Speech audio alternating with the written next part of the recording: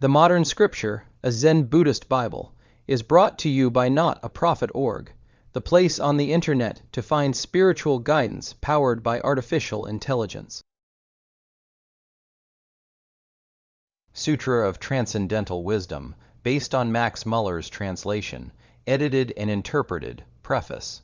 This sutra, under the title of Prajna-paramita, Hridaya, formed another section of the great Prajna-paramita Sutra.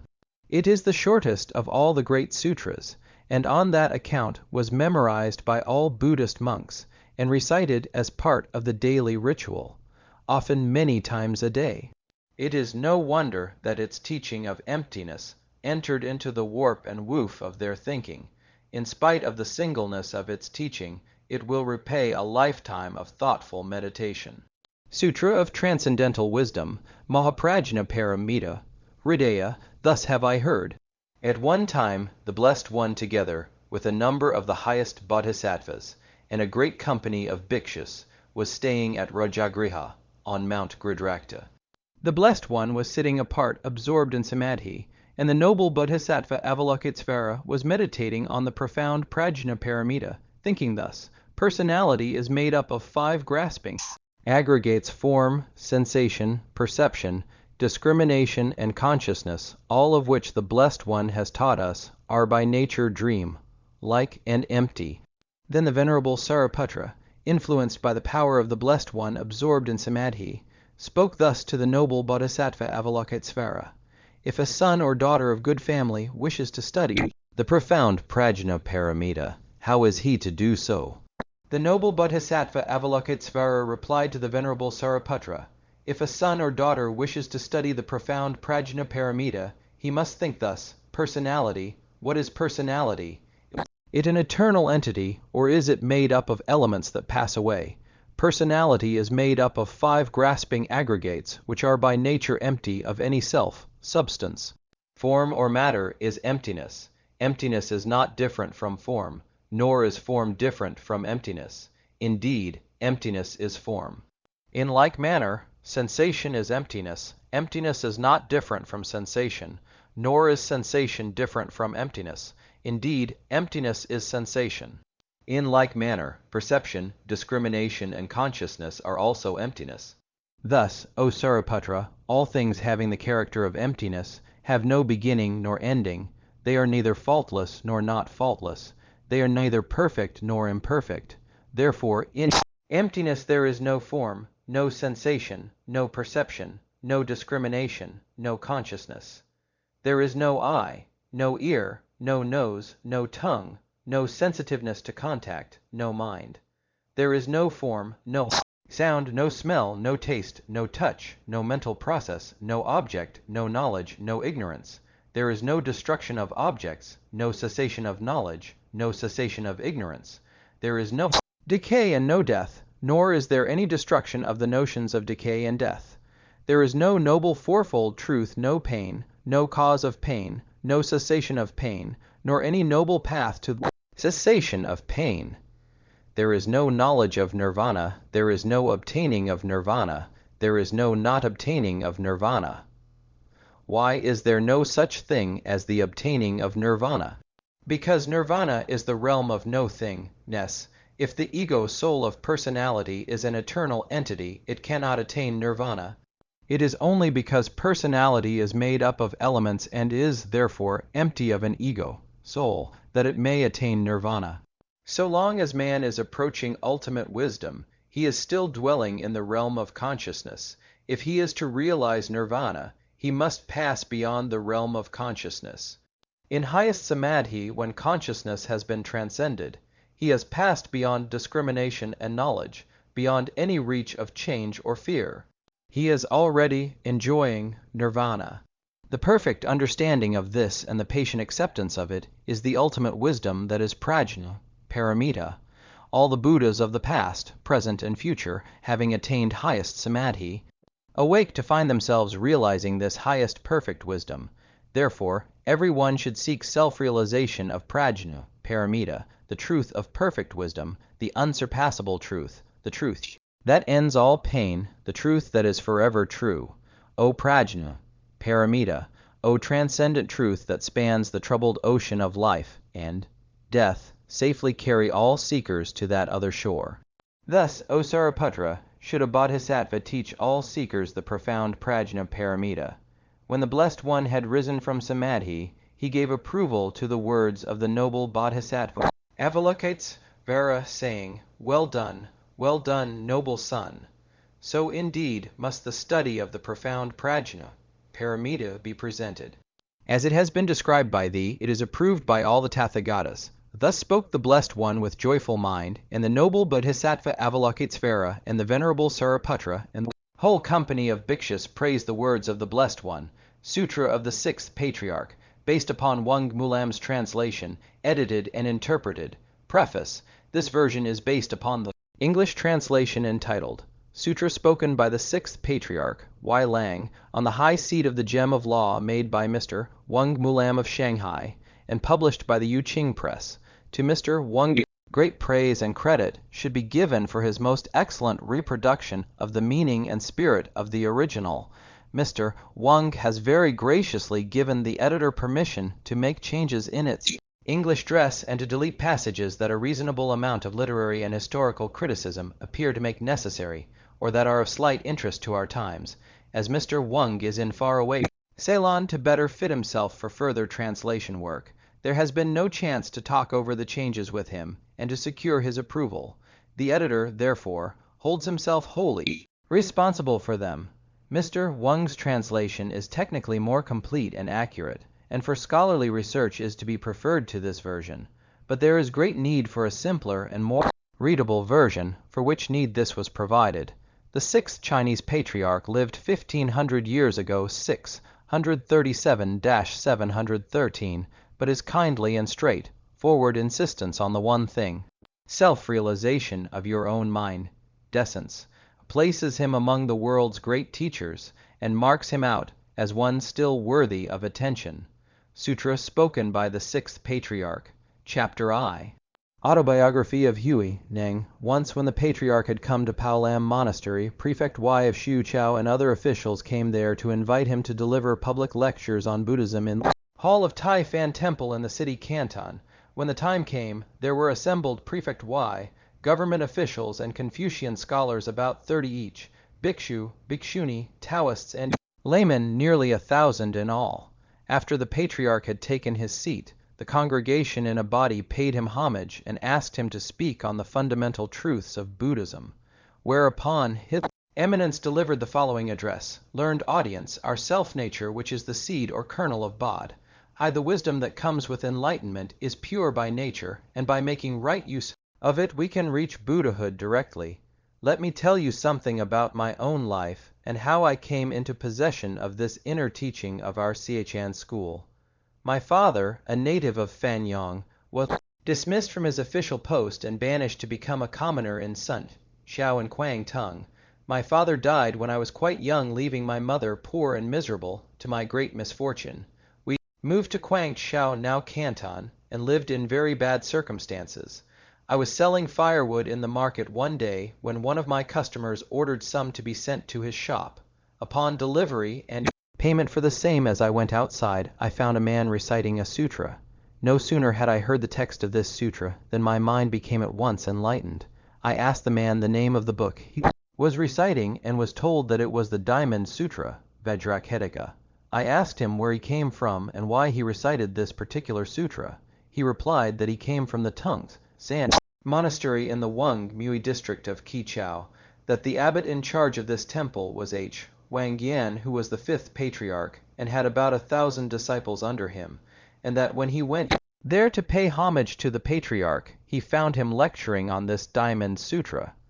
He further told me that His Eminence was in the habit of encouraging the laity as well as his monks to recite this scripture, as by so doing they might realize their own essence of mind and thereby reach Buddhahood directly.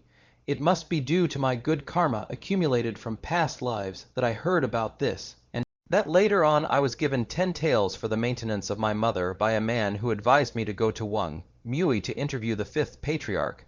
After arrangements had been made for my mother's support, I left for Wang Mui, which took me about 30 days to reach. I paid homage to the Patriarch, and was asked where I came from and what I expected to get from him. I replied that I was a commoner from Sunchao in Kwangtung, and had traveled far to pay my respects to him, and then said, I ask for nothing but Buddhahood. The Patriarch replied, So you are a native of Kwangtung. You evidently belong to the Aborigines. How can you expect to become a Buddha? I replied, Although there are northern men and southern men, but north or south make no difference in their Buddha nature. An Aborigine is different from your eminence physically, but there is no difference in our Buddha nature. He was going to speak further to me, but the presence of other disciples made him hesitate, and he told me to join the other laborers at their tasks. May I tell your eminence, I urged, that Prajna, transcendental wisdom, constantly rises in my mind. As one cannot go astray from his own nature, one may be rightly called a field of merit. This is a title of honor given to monks, as a monk affords the best of opportunities to others, to sow the seed of merit. I do not know what work your eminence would ask me to do. This aborigine is very witty, he remarked. Go to the work, crooms, and say no more. I then withdrew to the rear, where the work of monastery was carried on, and was told by a lay brother to split firewood and hull rice.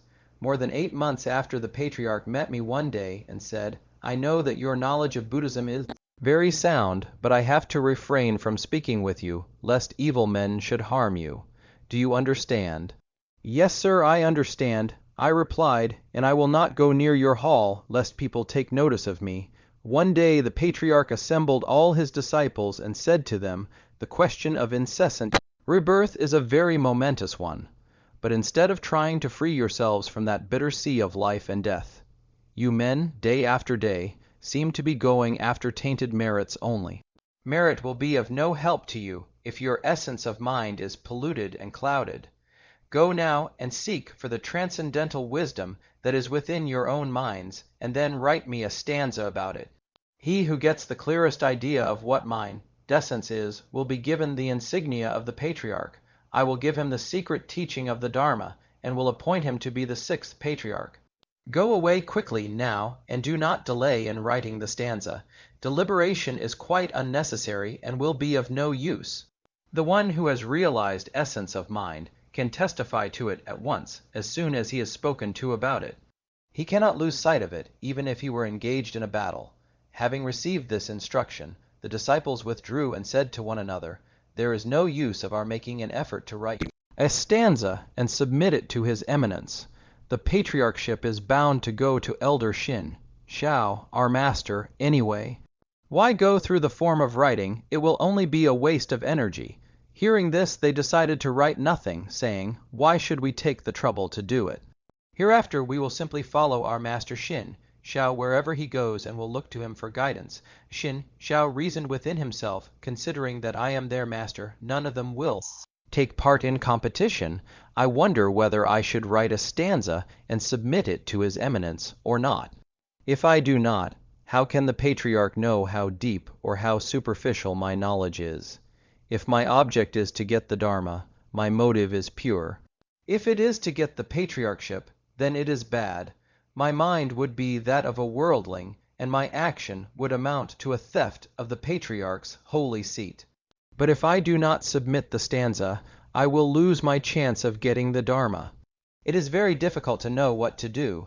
In front of the Patriarch's hall there were 3 corridors, the walls of which were to be painted by a court artist named Loch Shun, with pictures suggested by the Lankavatara Sutra depicting the transfiguration of the assembly, and with scenes showing the genealogy of the 5 patriarchs, for the information and veneration of the public. When Shin Shao had composed a stanza, he made several attempts to submit it, but his mind was so perturbed that he was prevented from doing it.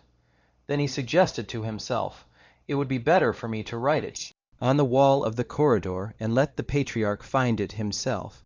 If he approves it, then I will go to pay him homage and tell him that it was done by me. But if he disapproves it, well, then I have wasted several years' time in this mountain, receiving homage, which I did not deserve. If I fail, what progress have I made in learning Buddhism? At midnight of that night, he went secretly to write his stanza on the wall of the south corridor. so that the patriarch might know to what spiritual insight he had attained. The stanza read, "Our body may be compared to the bod, high tree, while our mind is a mirror bright. Carefully we cleanse and watch them hour by hour, and let no dust collect upon them." As soon as he had written it, he returned at once to his room, so no one knew what he had done.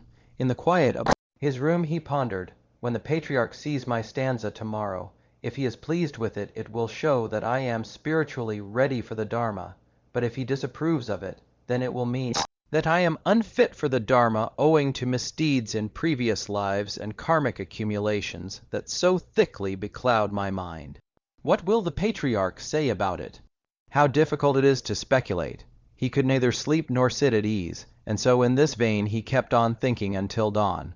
In the morning the patriarch sent for Lo, the court artist, to have the walls painted with pictures, and went with him to the south corridor.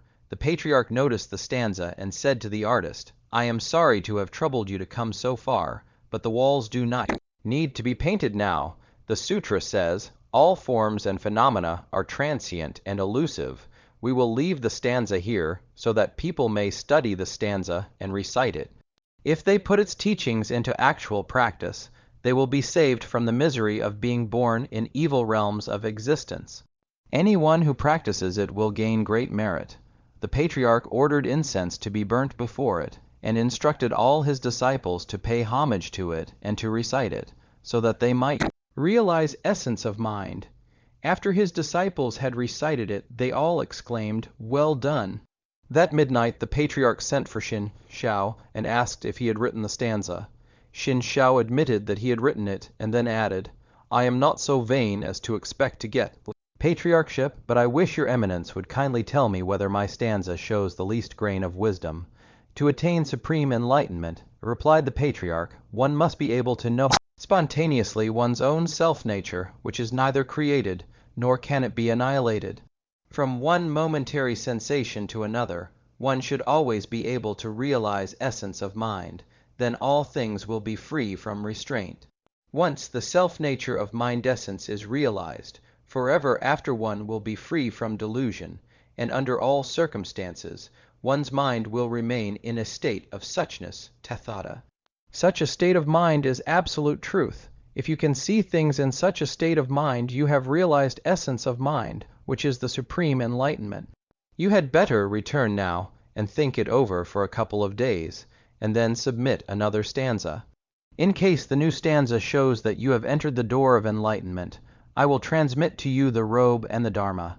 Xin Shao made obeisance to the patriarch and went away. For several days he tried in vain to write another stanza, which upset his mind so much that he was as ill at ease as though he was in a nightmare.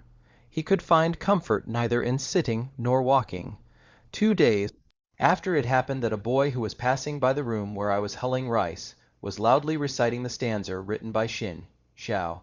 As soon as I heard it, I knew at once that its composer had not yet realized essence of mind. Although at that time I never had had instruction about it, I already had a general idea of it.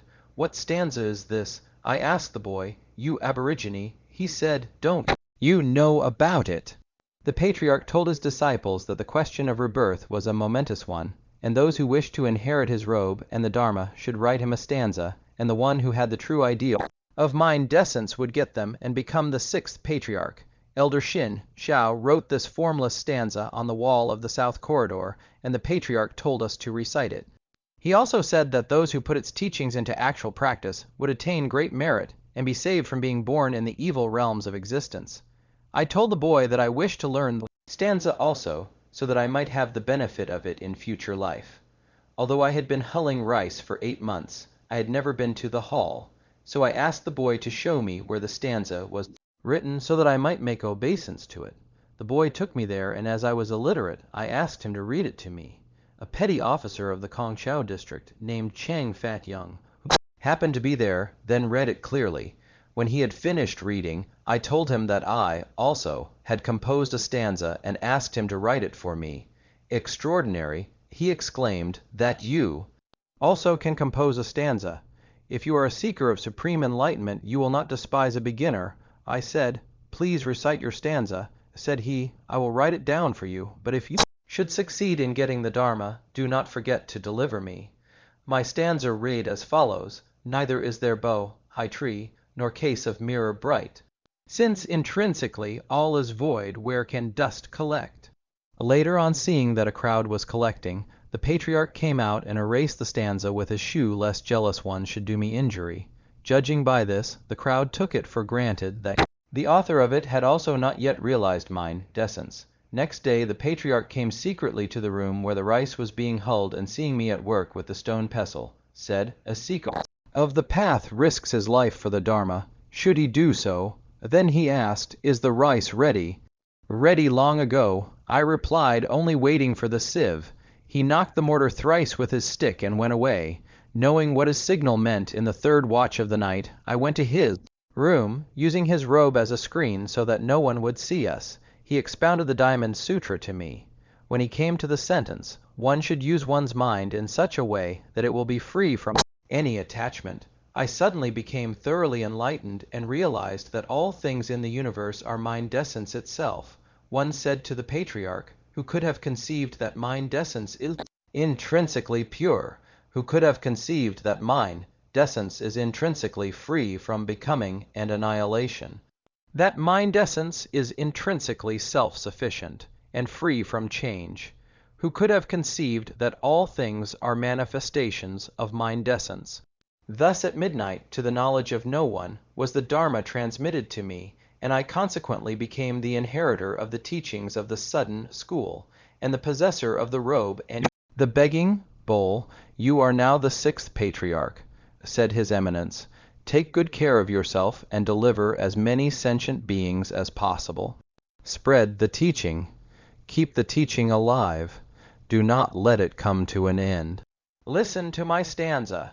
Sentient beings who sow seed of enlightenment in the field of causation will reap the fruit of Buddhahood.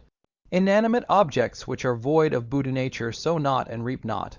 His Eminence further said, when Patriarch Bodhidharma first came to China, few Chinese had confidence in him, and so this robe has been handed down as a testimony from one patriarch to another.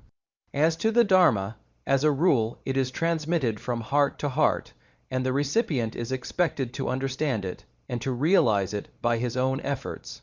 From time immemorial, it has been the practice for one Buddha to pass on to his successor the quintessence of the Dharma, and for one patriarch to transmit to another, from mind to mind, the esoteric teaching.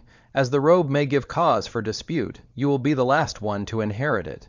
If you should again hand it down to a successor, your life would be in imminent danger.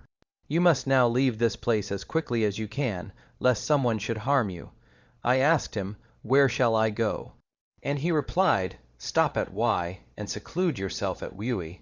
As it was the middle of the night when I thus received the begging bowl and the robe, I told the patriarch that as I was a southerner I did not know the mountain trails and it would be impossible for me to get down to the river. "You need not worry." He replied, "I will go with you." He then accompanied me to the Qiu Qiang landing, where we got a boat. As he started to do the rowing himself, I asked him to be seated and let me handle the oar. He replied, "It is only right for me to get you across.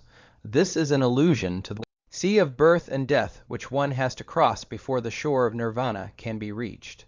To this I replied, "So long as I was under illusion, I was dependent on you to get me across, but now it is different. It was my fortune to be born on the frontier, and my education is very deficient, but I have had the honor to inherit the Dharma from you. Since I am now enlightened, it is only right for me to cross the sea of birth and death by my own effort to realize my own essence of mind." "Quite so, quite so," he agreed. "Beginning with you, Chen, Buddhism will become very widespread. 3 years from your leaving me, I shall pass from this world. You may start on your journey now.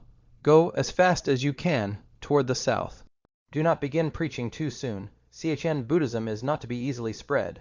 After saying goodbye, I left him and walked toward the south. In about 2 months I reached the Tai Yu mountain, where I noticed several hundred men were in pursuit of me with the intention of recovering the robe and begging bowl. Among them, the most vigilant was a monk of the name of Ming, whose surname was Chen. In life he had been a general of the 4th rank. His manner was rough and his temper hot. When he overtook me, I threw the robe and the begging bowl on a rock, saying, "This robe is nothing but a testimonial. What is the use of taking it away by force?" When he reached the rock, he tried to pick them up but could not. Then in astonishment he shouted, lay brother, Huey." Neng, although appointed the Sixth Patriarch, had not yet formally been admitted to the order. "I have come for the Dharma. I do not care for the robe." Whereupon I came from my hiding place and took the position on the rock of a patriarch. He made obeisance and said, "Lay brother, I beg you to teach me." "Since the object of your coming is for the Dharma," said I, "please refrain from thinking about anything and try to keep your mind perfectly empty and receptive. I will then teach you." When he had done this for a considerable time, I said, "Venerable sir, at the particular moment when you are thinking of neither good nor evil, what is your real self? Nature? The word is physiognomy." As soon as he heard this, he at once became enlightened. But he asked, apart from these sayings and ideas handed down by the patriarchs from generation to generation, are there still any esoteric teachings? "What I can tell you is not esoteric," I replied. "If you turn your light inward, you will find what is esoteric within your own mind." "In spite of my stay in Wang Mui," said he, "I did not realize my own self-nature. Now, thanks to your guidance, I realize it in the same way a water drinker knows how hot and how cold the water is." "Lay brother, I am now your disciple." I replied, "If this is the case, then you and I are fellow disciples of the Fifth Patriarch. Please take good care of yourself." He paid homage and departed. Some time after I reached So Kai, but as evil doers were again persecuting me, I took refuge in Shi, Yui, where I stayed with a party of hunters for 15 years. They used to put me to watch their nets, but when I found living creatures entangled in them, I would set them free. At mealtime, I would put vegetables in the same pan in which they cooked their meat. Some of them questioned me, and I explained to them that I could only eat vegetables. Occasionally I talked to them in a way that befitted their understanding. One day I bethought myself that I ought not to pass so secluded a life all the time. I felt that the time had come for me to propagate the Dharma.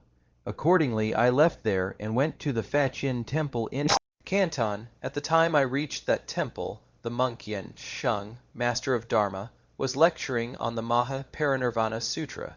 It happened one day when a pennant was being blown about by the wind, that two monks entered into a dispute as to what was in motion, the wind or the pennant. As they failed to settle their difference, I suggested that it was neither, that what actually moved was their own mind. The whole group was surprised by what I said, and the master Yen Sheng invited me to a seat of honor and questioned me about various knotty points in the sutra. Seeing that my answers were precise and accurate, that they inferred more than book knowledge, he said to me, "Lay brother, you must be an extraordinary man. I was told long ago that the inheritor of the Fifth Patriarch's robe and Dharma had come to the south. Very likely you are the man." To this I politely assented. He made obeisance and courteously asked me to show to the assembly the robe and begging bowl which I had inherited. He further asked what instructions I had received at the time the Fifth Patriarch had transmitted the Dharma to me. I replied, apart from a discussion on the realization of mind essence, he gave me no other instruction. He did not refer to dhyana nor to emancipation. The master asked, "Why not?" I replied, "Because that would mean there were two ways in Buddhism." "There cannot be two ways. In Buddhism there is only one way." The master then asked, "What is the only way?"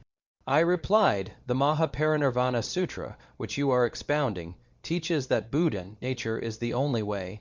For example, in that sutra Kinko, Huitak, a bodhisattva, asked the Buddha whether those who commit the 4 serious sins, or the 5 deadly sins, or are heretics, etc., would thereby root out their element of goodness and their Buddha nature.